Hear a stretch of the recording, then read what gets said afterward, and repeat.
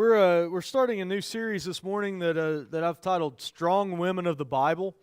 Uh, a lot of times we focus on the male characters from Scripture, and the more I look at it, the more I read, the more I see some of these strong females that we can learn a lot from. Even us stubborn, hard-headed guys can learn a lot from some of the women in the Bible.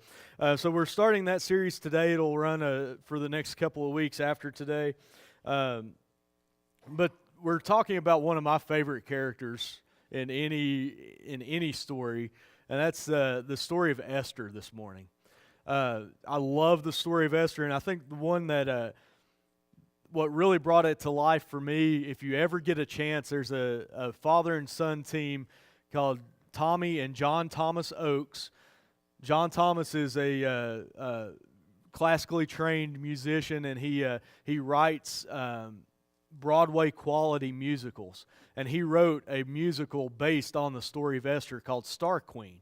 If you ever get a chance to see them perform, they do it a two-man show. So between the two of them, they cover every character in the book of Esther, and it is absolutely hilarious, but it brings the story to life. So if you ever get a chance, if they're ever in this area, make sure you see them. But one of the interesting things about the book of Esther to me, if you read through it, it's the only book in the entire Bible that doesn't explicitly mention God. If you read through Esther, it does not mention God by name throughout the whole story.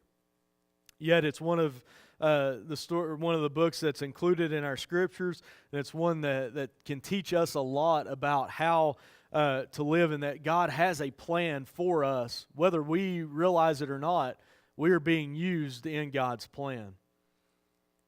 One of the themes that I think we see through the book of Esther is actually something that Paul writes about in Romans 8:28. I use this verse a lot. It's a great reminder to me. It says, "And we know that in all things God works for the good of those who love Him, who have been called according to His purpose." And sometimes we don't even get to see that good. It's good for somebody else. It's good in God's plan. We may never actually see the result of that. But there are plenty of times in my own life, and I think you can relate, that there's plenty of times that not sure why we're exactly where we are at any given point in our life. After my first couple of youth ministries had ended, and Kelly and I had moved back to Tennessee to live with my mom at the time. I thought it was going to be a short time until we moved into our next ministry. I was looking at transitioning to preach instead of doing youth ministry. And I thought it was just going to be a short time and right back in to paid ministry. And that turned into 4 years. And a lot of wondering and a lot of praying and a lot of, am I ever going to get back into paid ministry? But God used that time to teach me a lot of things about myself. I grew a better person, a better husband, and eventually a better minister. Again, there's been times that I wonder if I'm good enough to do the job that God has called me to do. And the little secret on that is I'm not good enough unless I rely on Him anyway.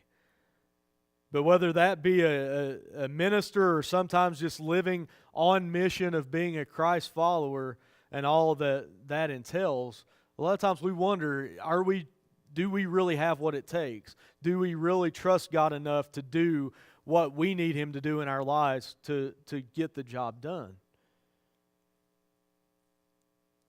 When we were in Carlsbad, I had we met a couple.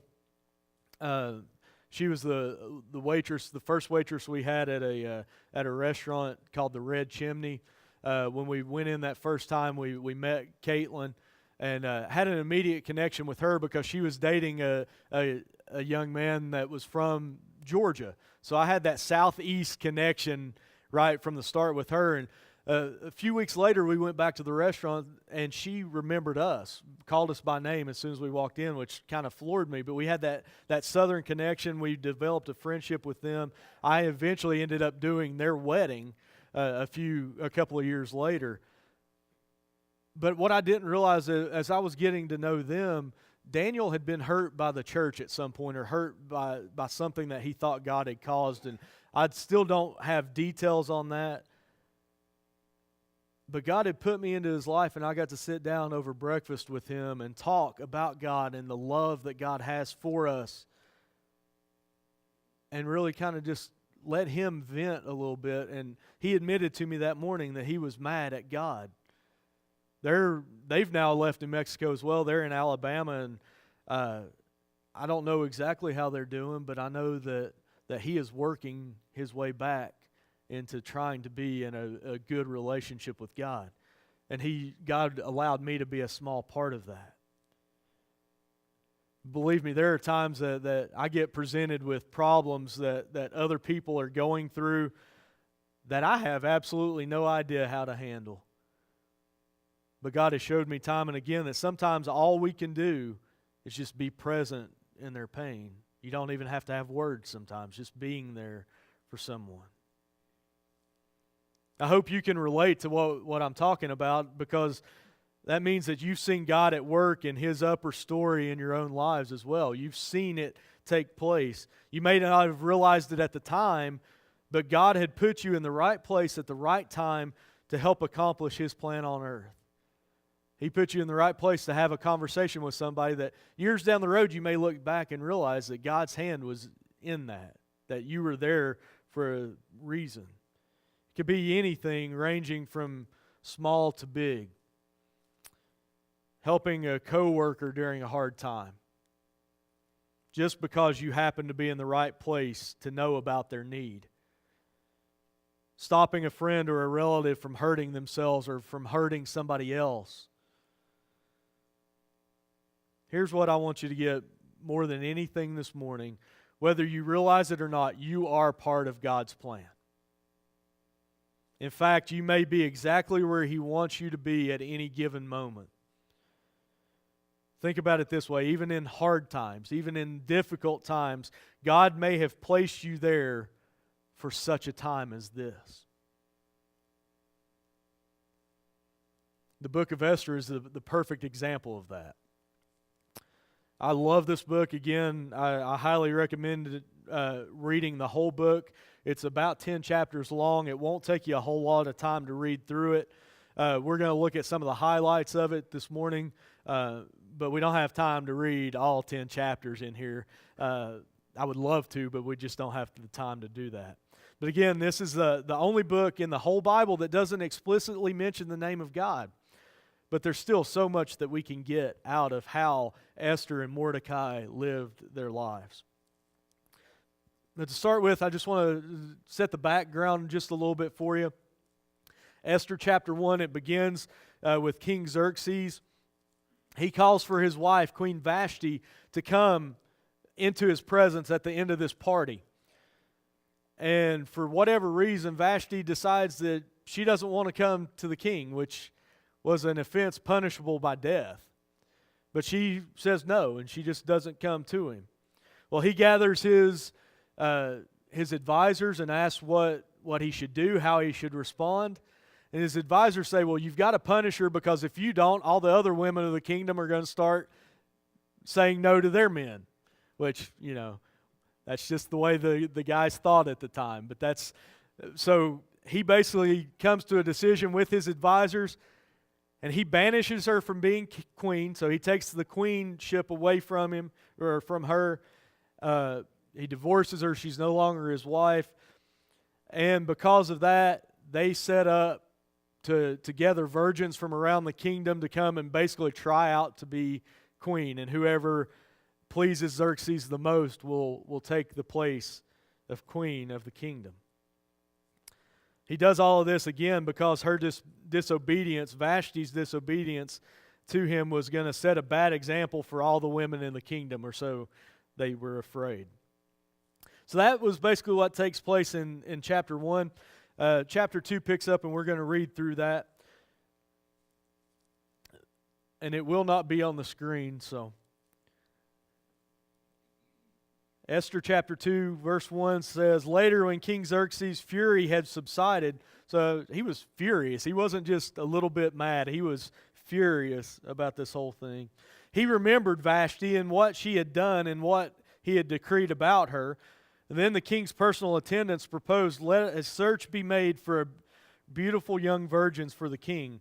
Let the king appoint commissioners in every province of his realm to bring all these beautiful women into the harem at the citadel of Susa. Let them be placed under the care of Haggai, the king's eunuch, who is in charge of the women, and let beauty treatments be given to them. Then let the young woman who pleases the king be queen instead of Vashti. This advice appealed to the king, and he followed it. Now there was in the citadel of Susa a Jew of the tribe of Benjamin named Mordecai, son of Jair, the son of Shimei, the son of Kish, who had been carried into exile from Jerusalem by Nebuchadnezzar, king of Babylon, among those taken captive with Jehoiakim, king of Judah. So Mordecai had a cousin named Hadassah, whom he had brought up because she had neither father nor mother. This young woman, who was also known as Esther, thankfully, so I don't have to say that other name again, had a lovely figure and was beautiful. Mordecai had taken her as his own daughter when her father and mother died. When the king's order and edict had been proclaimed, many young women were brought to the citadel of Susa and put under the care of Haggai. Esther also was taken to the king's palace and entrusted to Haggai, who had charge of the harem.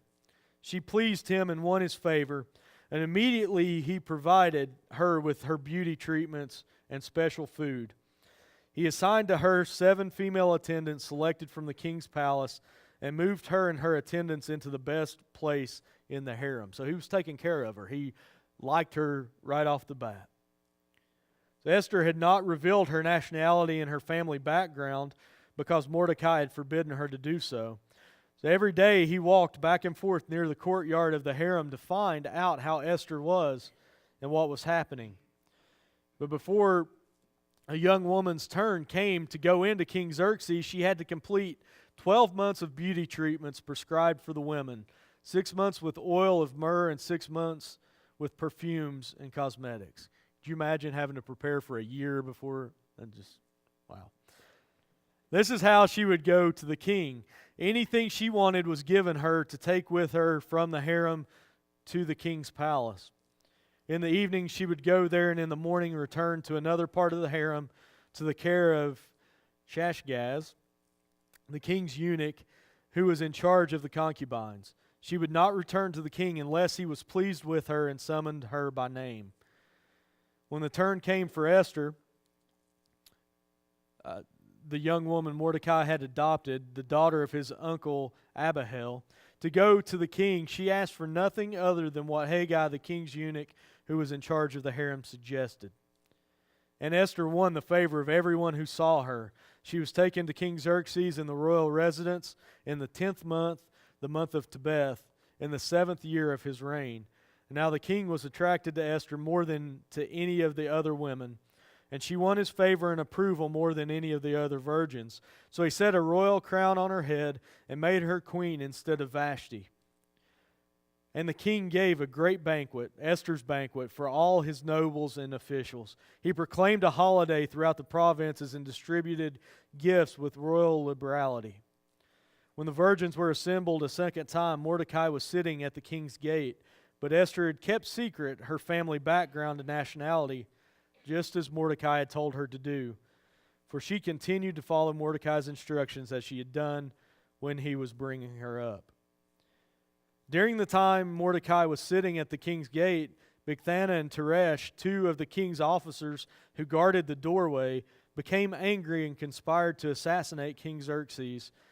But Mordecai found out about the plot and told Queen Esther, who in turn reported it to the king, giving credit to Mordecai. And when the report was investigated and found to be true, the 2 officials were impaled on poles. All this was recorded in the book of the annals in the presence of the king. So Esther pleases the king. She ends up becoming his queen. Mordecai finds out about a plot to assassinate the king. He tells Esther. Esther tells Xerxes and gives credit to Mordecai, which is important. That comes back into play later in the story. But there's a man that enters the scene in Esther 3 that I'm just going to tell you a little bit about. His name is Haman. He's a part of the king's court. He's well known to the king. He's liked by the king. He's honored by the king. In fact, it's told to everybody around the king that they're to pay special honor to Haman. Well, Mordecai is the one person in all of Susa that doesn't do that.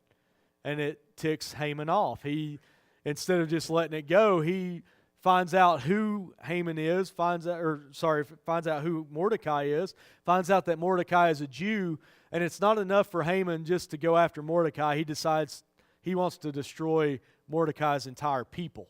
So he plans to take out all of the Jews. Well, he sets this up by going to the king and asking and offering an amount of money into the treasury to be able to wipe out the Jews. He puts this plan into motion. The king signs off on it. But you remember, Esther hasn't told the king who her relatives are. He has no idea that he's basically just signed the death warrant of his own queen. So Haman plans to destroy the Jews just because of Mordecai, because he doesn't bow down and honor Haman. Picking up in chapter 4, we're going to look at 4 through 6 now.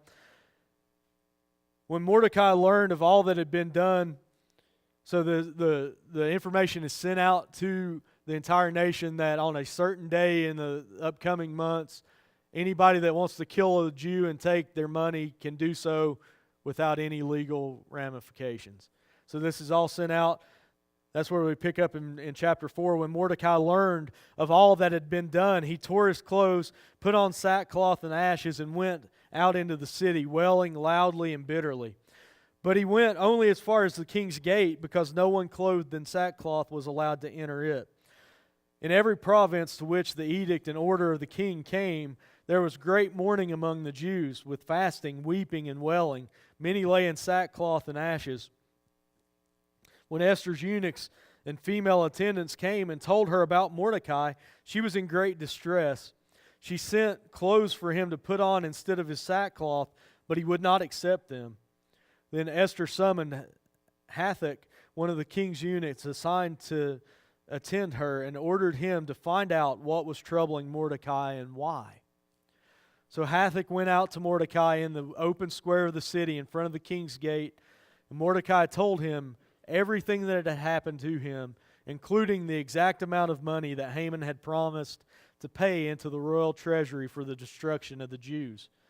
He also gave him a copy of the text of the edict for their annihilation, which had been published in Susa, to show to Esther and to explain to her. And he told him to instruct her to go into the king's presence to beg for mercy and plead with him for her people. Hathach went back, reported to Esther what Mordecai had said, and then she instructed him to say to Mordecai, all the king's officials and the people of the royal provinces know that for any man or woman who approaches the king in the inner court without being summoned, the king has but one law, that they be put to death unless the king extends the gold scepter to them and spares their life. But 30 days have passed since I was called to go to the king. So basically Esther says, if I go to the king without him calling, he can kill me unless he chooses not to. And he hasn't called me for over 30 days. When Esther's words were reported to Mordecai, he sent back this answer: do not think that because you are in the king's house, you alone of all the Jews will escape. For if you remain silent at this time, relief and deliverance for the Jews will arise from another place, but you and your father's family will perish. And who knows but that you have come to your royal position for such a time as this? Then Esther sent this reply to Mordecai: go gather together all the Jews who are in Susa and fast for me. Do not eat or drink for 3 days, night or day. I and my attendants will fast as you do. And when this is done, I will go to the king, even though it's against the law. And if I perish, I perish. So Mordecai went away and carried out all of Esther's instructions. On the third day, Esther put on her royal robes, stood in the inner court of the palace in front of the king's hall. Remind you, she's taking her own life in her hands right here. The king was sitting on his royal throne in the hall facing the entrance. And when he saw Queen Esther standing in the court, he was pleased with her. He held out the gold scepter that was in his hand. So Esther approached and touched the tip of the scepter. Then the king asked, "What is it, Queen Esther? What is your request? Even up to half the kingdom it will be given you." "If it pleases the king," Esther replied, "let the king together with Haman come today to a banquet I've prepared for him." "Bring Haman at once," the king said, "so that we may do what Esther asks." So the king and Haman went to the banquet Esther had prepared. And as they were drinking wine, the king again asked Esther, "Now what's your petition?" "It will be given to you. And what is your request? Even up to half the kingdom it will be granted." And Esther replied, "My petition, my request is this. If the king regards me with favor, and if it pleases the king to grant my petition and fulfill my request, let the king and Haman come tomorrow to the banquet I will prepare for them. And then I will answer the king's question." So Haman went out that day happy and in high spirits, but when he saw Mordecai at the king's gate and observed that he neither rose nor showed fear in his presence, he was filled with rage against Mordecai. He was already mad at him, but he's filled with rage against Mordecai. Nevertheless, Haman restrained himself and went home. Calling together his friends and Zeresh, his wife, Haman boasted to them about his vast wealth, his many sons, and all the ways the king had honored him and how he had elevated him above the other nobles and officials.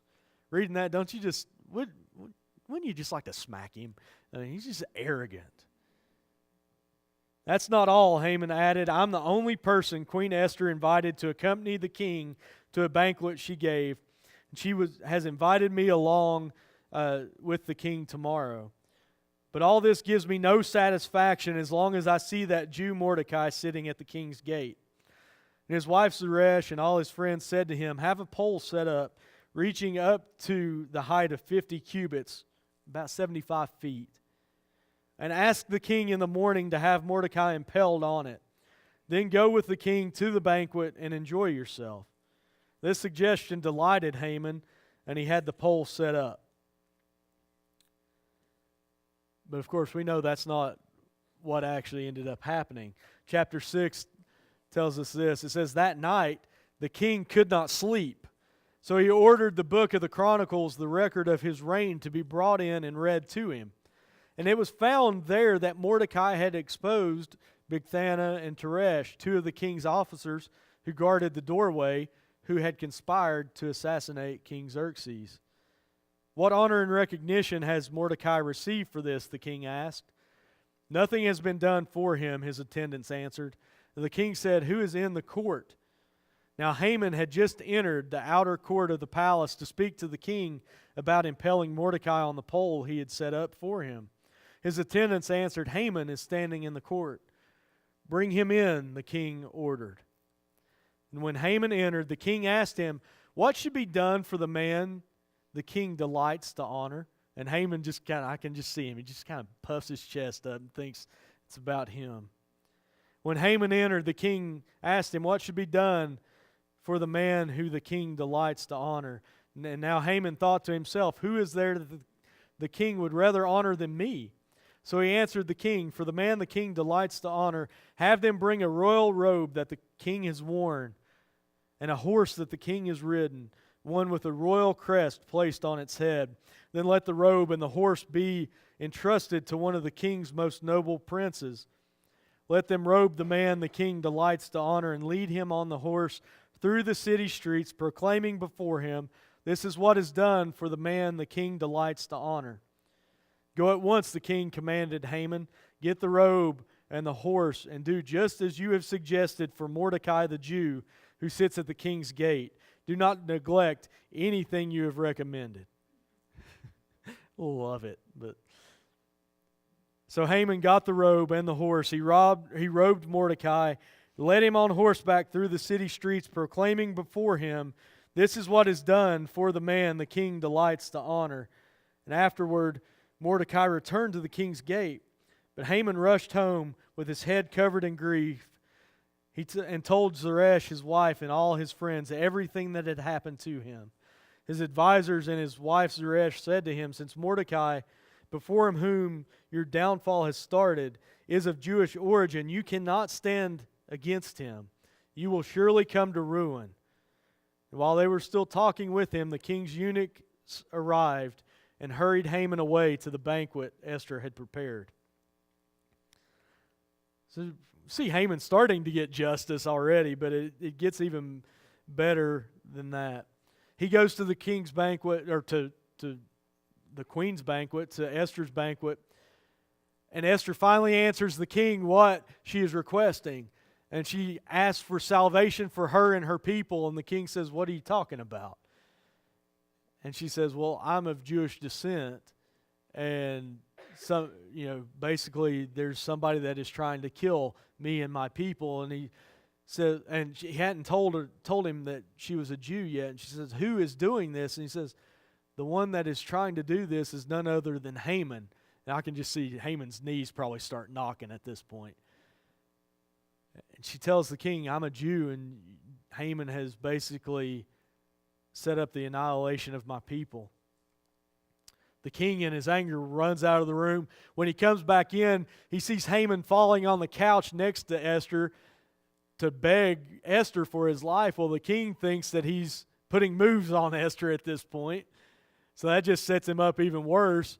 At the same time, the king finds out about the pole that Haman had set up in his own yard and has Haman impaled on his own pole and killed.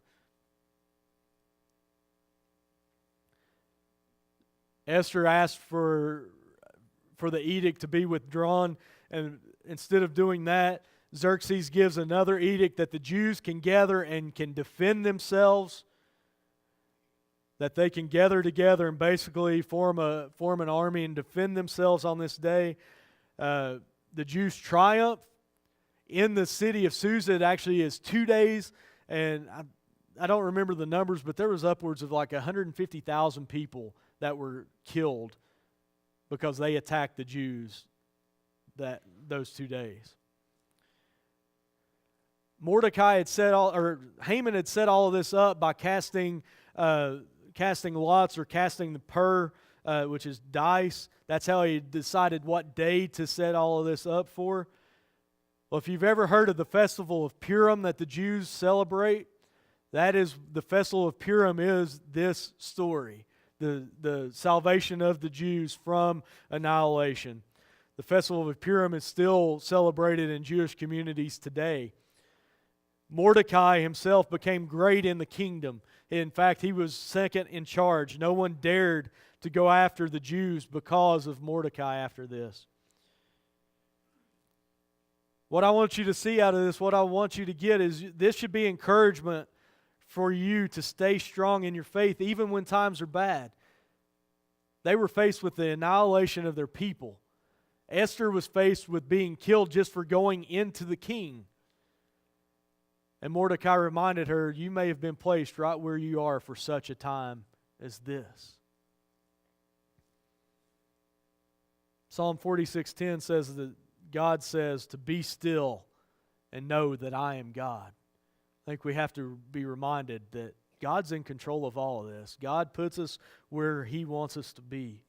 Jesus says in Matthew 11:28 through 30, "Come to me, all who are weary and burdened, and I will give you rest.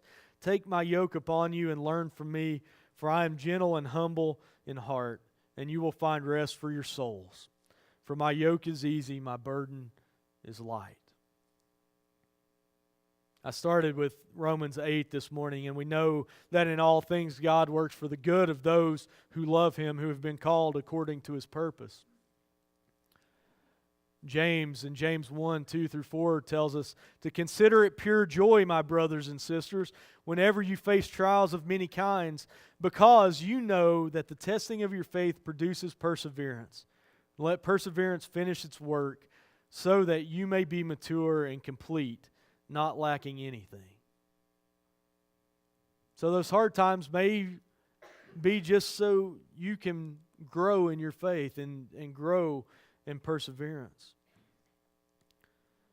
This past weekend, Thursday night through yesterday afternoon, I'd gone down to the city for a little personal retreat that the board is letting me do once a quarter, just to reconnect with God and spend some time alone.